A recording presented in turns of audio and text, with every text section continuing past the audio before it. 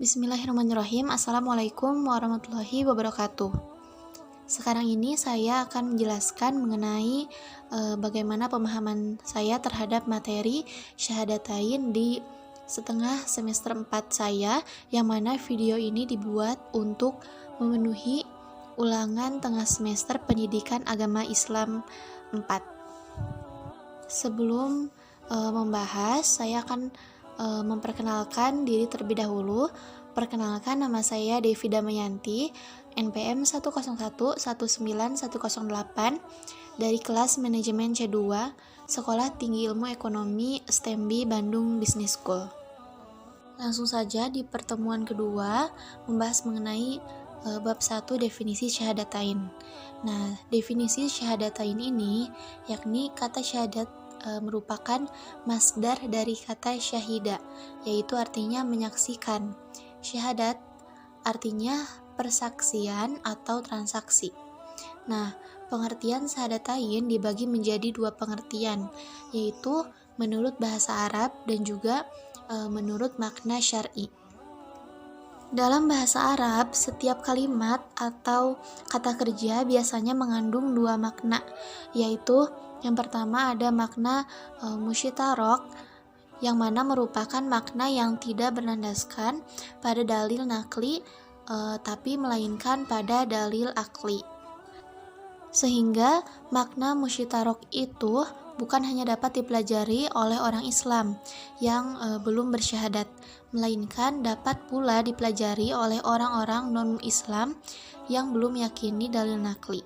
Makna musyitarok yang dapat berupa seperti menyaksikan, menghadiri, menyatakan, mengakui, mengikuti, ataupun juga mengetahui. Kemudian makna yang kedua, makna muradif, merupakan makna yang berlandaskan pada dalil nakli dan juga pada dalil akli. Dapat dikatakan juga makna muradif artinya satu arti namun banyak kata. Di Al-Quran, kalimat syahidah mempunyai persamaan kata, antara lain seperti proklamasi atau pernyataan, lalu sumpah, dan juga pengakuan atau ikrar. Selanjutnya yaitu pengertian syahadatain secara syar'i. Syahadatain memiliki beberapa makna, yaitu yang pertama, ikatan atau akidah. Nah, ikatan menurut Al-Quran adalah al-akidah, yang artinya sangkutan atau buhul. Dalam pengertian syar'i, makna akidah adalah iman atau keyakinan. Lalu ada perjanjian. Nah, perjanjian adalah persetujuan tertulis maupun tidak tertulis atau lisan yang dibuat oleh dua pihak atau lebih yang masing-masing berjanji akan menaati apa yang tersebut dalam persetujuan tersebut itu. Kemudian di pertemuan ketiga membahas mengenai bab 2, kedudukan syahadatain dalam syariat Islam.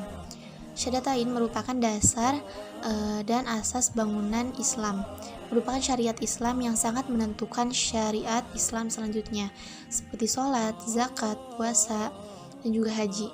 Adapun kedudukan syahadatain dalam syariat Islam, yakni kedudukan syahadatain dalam syariat Islam.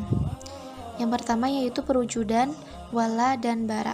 Bara adalah menolak sesembahan selain Allah, sekaligus penolakan dan pencabutan loyalitas terhadap Tagut.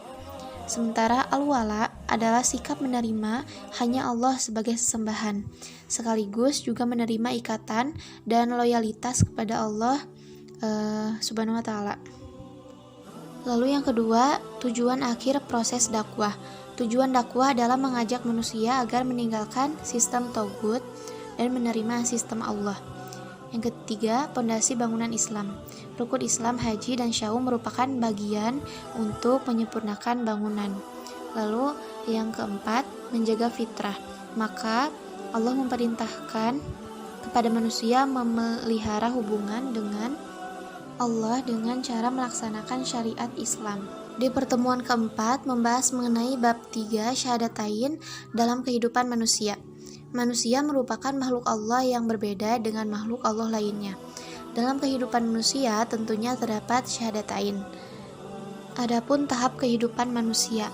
Tahap pertama yakni merupakan kematian pertama bagi manusia.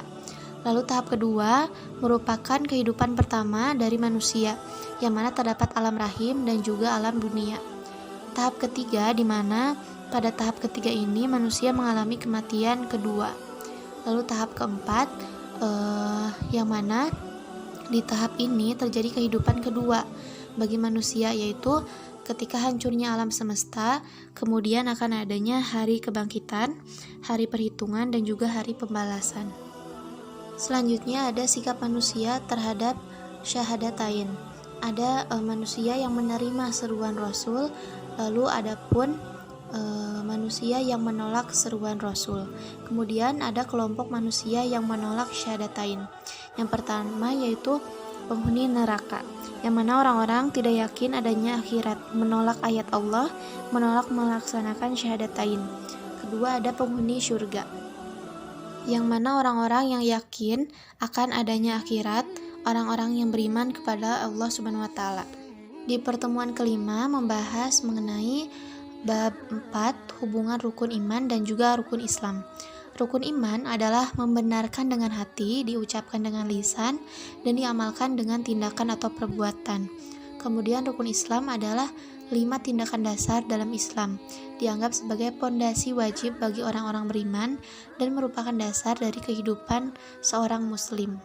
Seperti yang kita tahu, rukun iman ada 6, yakni iman kepada Allah, kepada malaikat, kitabullah, nabi dan rasul, hari kiamat, dan juga qada dan qadar. Dan adapun rukun Islam ada 5, yakni ada syahadat, sholat, zakat, puasa, dan juga naik haji.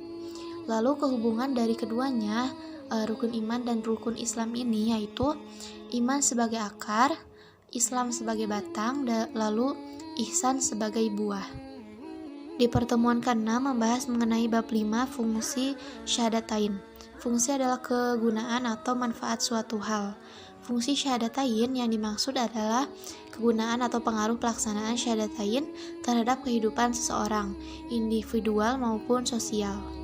Di dalam fungsi individual terdapat seperti membebaskan dosa masa lalu, membebaskan dari segala bentuk penjajahan.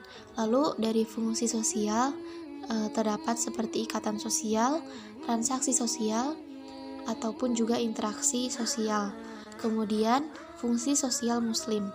Adapun bagian dari fungsi sosial muslim ini, yang pertama yaitu perjuangan jihad, terbentuknya wilayah hukum, melaksanakan aturan Allah, mengabdi pada Allah, lalu cita-cita hidup, yakni ridho Allah. Sekian dari saya, mohon maaf apabila ada kesalahan. Wassalamualaikum warahmatullahi wabarakatuh.